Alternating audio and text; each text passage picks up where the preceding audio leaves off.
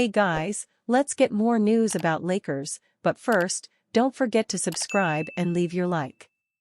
Lakers sign Bradley Beal's protege, report. The Los Angeles Lakers finally made an off-season move, albeit a minor one.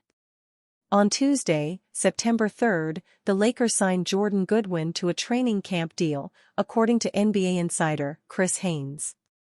Goodwin is Bradley Beal's protege and a former teammate in Washington and Phoenix. They became good friends when Goodwin played for Beal's AAU basketball team he coached in St. Louis. The Lakers roster is currently full. So Goodwin might end up with the Lakers G League team if he impresses in the training camp or dislodges a player on a two-way contract. Second-year center Colin Castleton, undrafted rookie wings Blake Hinson and French Armel Traoré are the Lakers players on two-way deals. After going undrafted in 2021, the 6'4" Goodwin joined the Washington Wizards Summer League team and eventually joined their G League team after getting waived. Then he went from a 10-day contract to a two-way deal until earning a multi-year deal to join Beal with the Wizards. After his first full season with the Wizards, averaging 6.6 points, 3.3 rebounds, and 2.7 assists, he was included in the Beal trade to the Suns. In 40 games as a reserve for the Suns last season, Goodwin averaged 5.0 points, 2.9 rebounds, and 2.0 assists in 14 minutes. Goodwin parted ways with Beal at the February trade deadline when the Suns traded him into the Brooklyn Nets in a three-team trade with the Memphis Grizzlies for Royce O'Neal. "I've known Jay Good since he was a teenager," Beal told reporters when Goodwin was traded. "It is definitely surreal in some ways, but at the same time, we've talked about this in DC. No matter what, man, if you're here, anywhere else, like somebody wants you, you go prove yourself, and continue to be yourself. I'm excited for a new opportunity for him. It definitely sucks. I wish he was still here, but business is business. He understands it, I understand it, and he's off to a better place, and hopefully, he can land on his feet and be ready when his name is called." After playing backup to Beal, whose shadow loomed large on him, for the first 2 years of his NBA career, Goodwin finally stepped up with more playing time for the injury-ravaged Grizzlies. After the Nets waived Goodwin, the Grizzlies picked him up and signed him to a 10-day contract, which was later converted into a two-way deal. Goodwin averaged 10 points, 8.0 rebounds, 4.5 assists, and 1.5 steals in 17 games, including 12 starts, for the Grizzlies to end the season. However, the Grizzlies did not re-sign him. What's keeping Goodwin from becoming a solid NBA rotation player is his lack of outside shot. He's shooting just 30.8% from the three-point range in 121 NBA games, which is not good enough for a point guard in the modern game. The Lakers' point guard depth is wanting with their current lineup. They only have D'Angelo Russell and Gabe Vincent as their natural point guards in their projected rotation, with second-year Jalen Hood-Schifino and rookie Bronny James as projects. Philadelphia 76ers star's dad wanted him to join Los Angeles Lakers.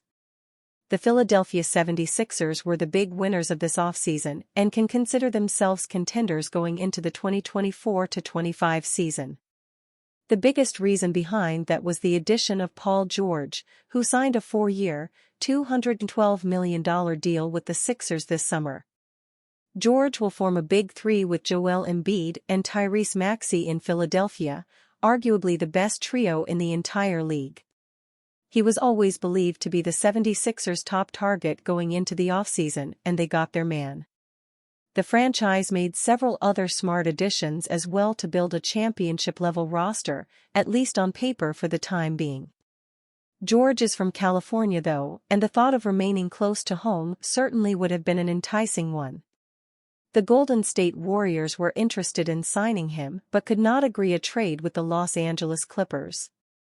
On the other hand, George's father has admitted that he would have been open to the idea of his son making the switch to the Los Angeles Lakers. In a recent appearance on Podcast P, George's father said, "I was looking at, okay, we're gonna go next door then. but they already spent too much money. You know, we gonna still come down in the tunnel, just gonna be wearing a different color. The Lakers never really looked to be in the running for George's signature over the summer, even though they could do with some strengthening if they want to contend for the championship next season. At the end of the day, the 76ers were the best landing spot for George.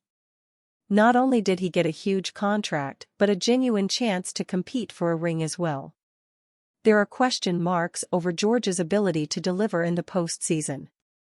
It is now up to him to prove the doubters wrong in the city of brotherly love. Report: Lakers have shown trade interest in Nets Cameron Johnson.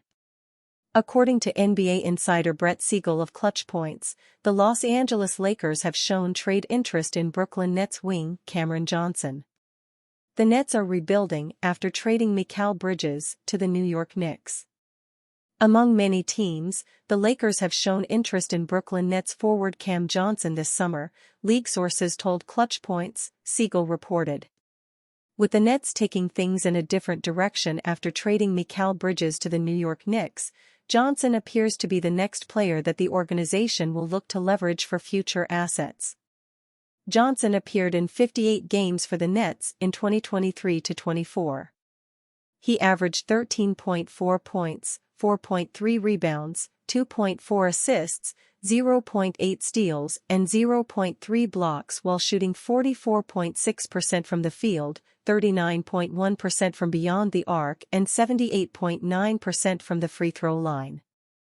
The Nets acquired Johnson from the Phoenix Suns in the blockbuster Kevin Durant trade during the 2022-23 season.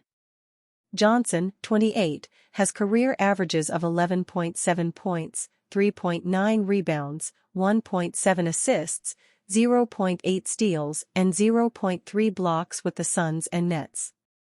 A UNC product, Johnson will make $23.6 million next season. He signed a 4-year, $94.5 million contract with the Nets in July 2023. You don't get the sense they're knocking down doors to move him, one NBA executive told Sean Devaney of Heavy Sports. I think they'll get to that point either in the next few weeks or before the trade deadline. He does a lot of good things for you. He can shoot, pretty good defender, good guy to have in the locker room. The contract is not bad either.